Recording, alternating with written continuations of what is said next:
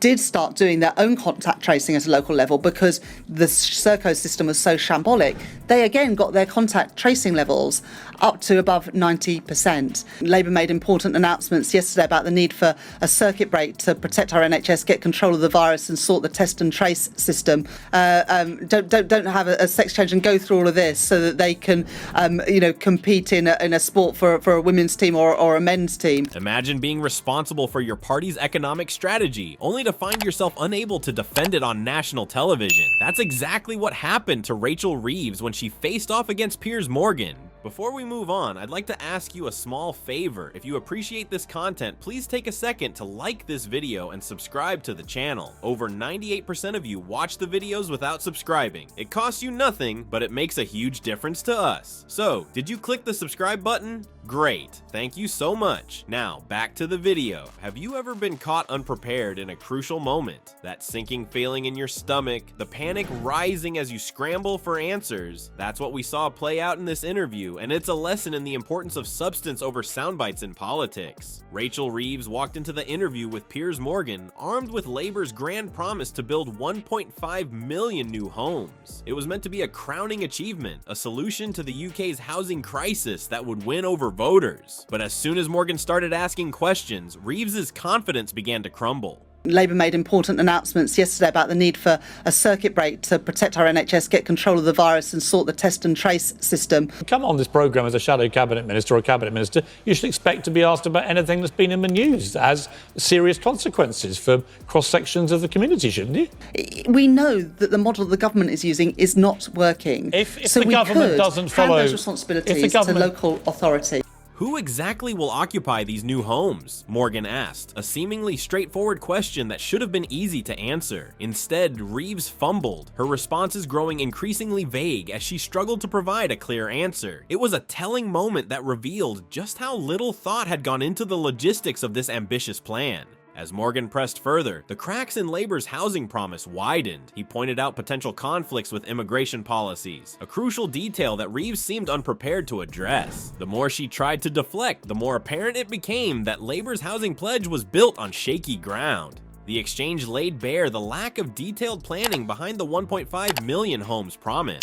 Reeves couldn't explain how many of these homes would be available for purchase, how many would be allocated for social housing, or how the influx of asylum seekers might impact the distribution. It was a stark reminder that grand promises in politics often fall apart under scrutiny. Morgan, sensing blood in the water, didn't let up. He presented expert opinions that cast doubt on the feasibility of Labour's housing plan, suggesting it was more about making headlines than providing real solutions. Reeves, caught off guard, struggled to counter these critiques with any substantial evidence or detailed strategy. As the interview progressed, it became painfully clear that Labour's housing pledge was more of a political slogan than a well-thought-out policy. Morgan effectively exposed the unrealistic nature of building 1.5 million homes without a clear plan for funding, timeline, or occupancy. Reeves's inability to defend the promise left viewers questioning Labour's credibility on economic issues. She got herself into quite a difficult position where she appeared to be suggesting that it'd be fine if Floyd Mayweather and Usain Bolt did start doing their own contact tracing at a local level because the Serco system was so shambolic. They again got their contact tracing levels up to above 90%. Urgently, they got this advice from Sage 3 weeks ago and failed to act.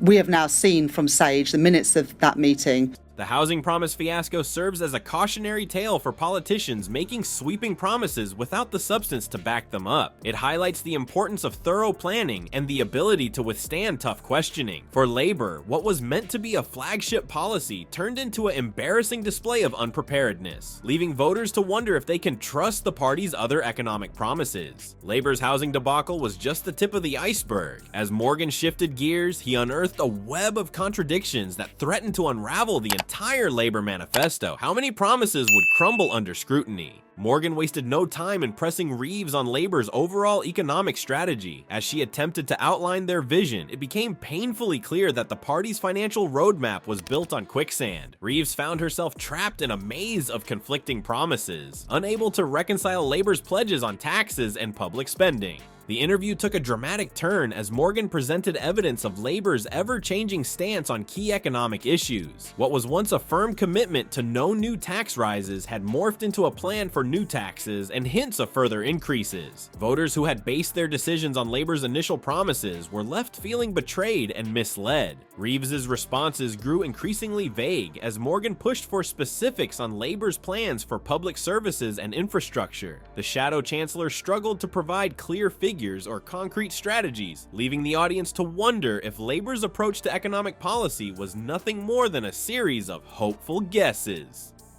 This happens to be a big issue that's blown up this week. World Rugby have announced it. It's causing a huge amount of debate.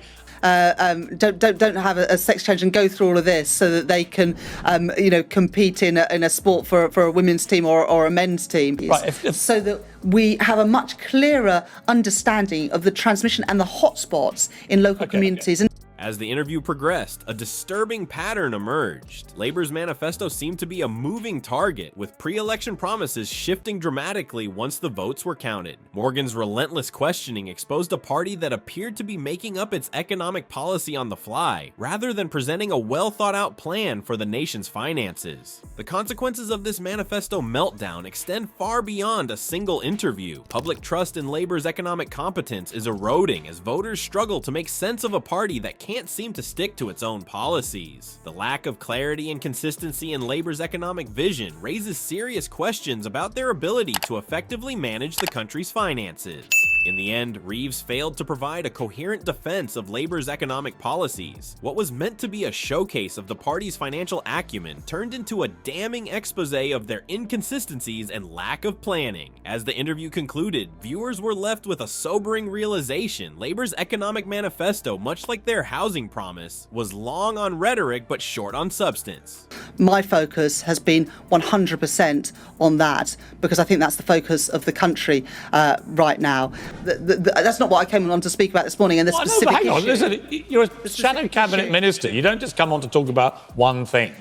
It's not something I've given a huge amount of thought to, Piers, but Piers Morgan's interview with Rachel Reeves exposed the fragility of Labour's economic promises. From the ill-conceived housing pledge to the contradictory manifesto, Reeves struggled to defend her party's policies under scrutiny. This disastrous performance echoes past political blunders that have eroded public trust, like Ed Miliband's infamous stumbles or Jeremy Corbyn's media mishaps. The consequences for Labour's credibility could be severe. Recent polls already show a decline in public confidence regarding Labour's economic competence. Social media is abuzz with skepticism about the party's ability to manage the nation's finances effectively. This interview serves as a stark reminder of the importance of substance over sound bites in politics. Politicians must be prepared to defend their policies with clarity and consistency. Reeves's failure to do so has left Labour vulnerable to accusations of empty promises and poor planning. As voters digest the revelations from this interview, Labour faces an uphill battle to regain trust and prove they have a viable economic vision for the country.